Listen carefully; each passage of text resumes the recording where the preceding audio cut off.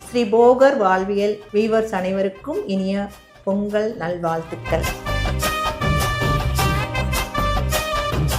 இன்றைக்கி நம்ம பொங்கலை பற்றி கொஞ்சம் பார்க்க போகிறோம். போகி பண்டிகை ஃபஸ்ட்டு 4 நாள் பண்டிகையில் முக்கியமான பண்டிகை போகி. போகி அப்படின்னா பார்த்திங்கன்னா பழையன கழிதலும் புதியன புகுதலும் சொல்லுவாங்க.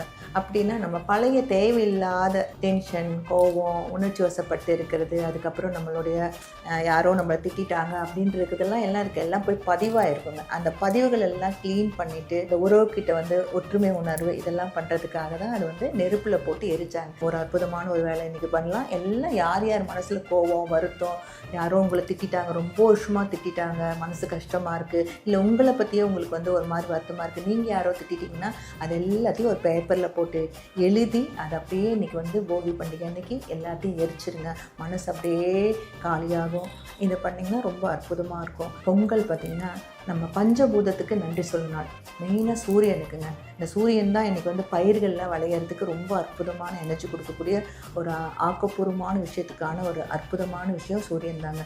ஸோ அப்போ அந்த சூரியனுக்கு நன்றி சொல்லும் விதமாகவும், பஞ்சபூதத்துக்கு நிலம், நீர், நெருப்பு, காற்று, ஆகாயம் இதற்கு நன்றி சொல்லும் விதமாக சூரிய பொங்கல், சூரிய உதயத்தை அந்த டைமில் வாசலில் வச்சு நல்லா அரிசி, வெல்லம், உங்களுக்கே தெரியும், மஞ்சள், ஏலக்காய் அதெல்லாம் போட்டு நல்லா கட்டி வச்சுட்டு உங்களுக்கு அற்புதமாக கரும்பெல்லாம் வச்சு பண்ணி அதை பஞ்சபூதத்துக்கான சூரியனுக்கு படைச்சிட்டு அதுக்கப்புறம் அது வணங்குற நாள். அது பார்த்திங்கன்னா ஒரு நன்றி உணர்வுக்கான ஒரு நாள். அடுத்தது பார்த்திங்கன்னா மாட்டுப்பொங்கல். மாட்டுப்பொங்கல் பார்த்திங்கன்னா நம்ம மாடு எவ்வளோ நமக்கு உதவி செய்யுதுங்க. இப்போ உதவி செய்தவர்களுக்கு நன்றி சொல்லணும். ஒரு அற்புதமான நாள். மாடு நிறைய நமக்கு என்ன பண்ணுது, பயிர்களுக்கு காட்டில் உதவி செய்து, அதுக்கப்புறம் பொருள்களை தூக்கிட்டு போக உதவி செய்யுது. அதனால் அந்த மாடுகளுக்கு அன்றைக்கி எல்லாம் பண்ணி கழுவி அதுக்கெல்லாம் பொட்டு வச்சு, அதே மாடு அப்படின்னாலே உங்களுக்கு தெரியும், ஒரு காமதேனு சக்தி, ஒரு அற்புதமான ஒரு எனர்ஜி. அதனுள்ள எல்லாமே உங்களுக்கு பார்த்திங்கன்னா கோமியம், மாட்டுச்சாணி, அதனுடைய எல்லா விஷயம், பால், தயிர், மோர், நெய் எல்லாமே மாட்டிலேருந்து கிடைக்கக்கூடிய அப்படிப்பட்ட ஒரு மாட்டுக்காக அன்றைக்கி இறைவனாக பாவித்து நன்றி சொல்லுங்கள்.